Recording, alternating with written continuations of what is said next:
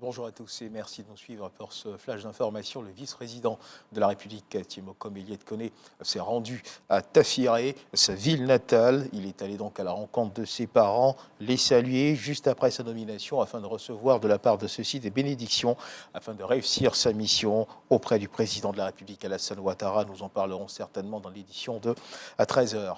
Et puis, ce que vous devez également savoir, vous avez certainement pu vous rendre compte que de la pluie tombe en abondance aussi le district d'Abidjan, et cela depuis hier. Population, vous êtes donc invité à redoubler de vigilance et prendre toutes vos dispositions afin de éventuellement vous mettre à l'abri de tout risque d'inondation et d'éboulement.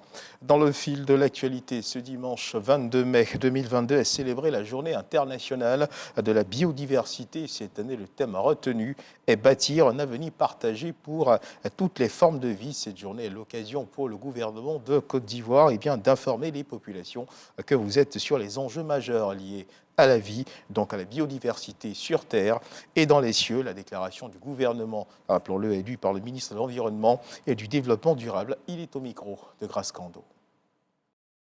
Bâtir un avenir partagé pour toutes les formes de vie, thème orienté vers l'action et qui s'inscrit dans le contexte de la décennie des Nations Unies pour la restauration des écosystèmes.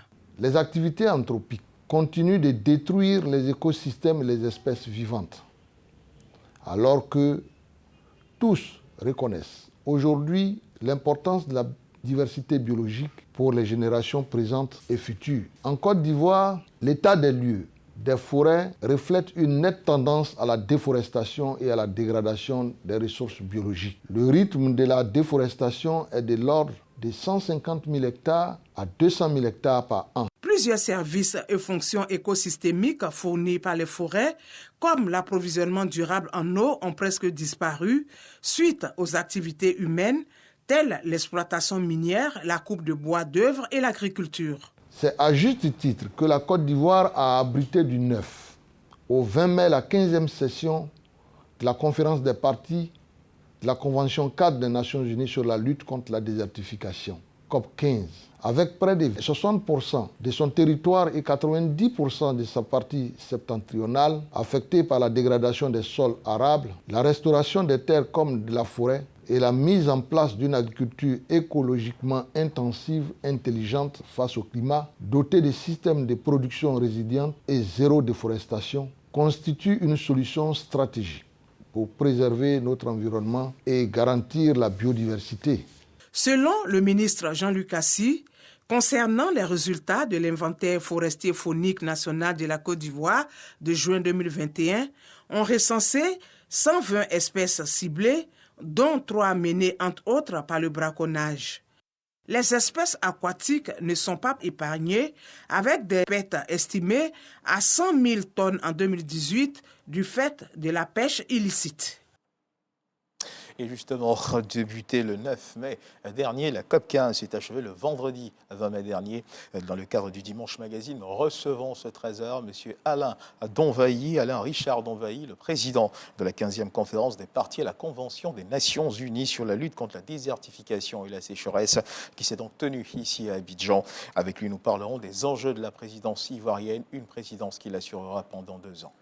Dans l'actualité internationale, 2 employés au Cameroun, 2 employés de Médecins sans frontières qui avaient été arrêtés en décembre ont été écroués à Bouéa, dans le sud-ouest anglophone du pays. Ils sont donc aujourd'hui en liberté provisoire. La justice camerounaise soupçonnait ces employés de l'ONG de complicité avec les séparatistes anglophones après avoir pris en charge un patient blessé par balle. Notons également que 2 autres travailleurs de Médecins sans frontières arrêtés quelques semaines sont toujours en détention. Et justement, sur cette actualité, il convient de rappeler qu'en avril, Médecins sans frontières avait annoncé la suspension de ses activités dans le sud-ouest anglophone en raison de ces arrestations.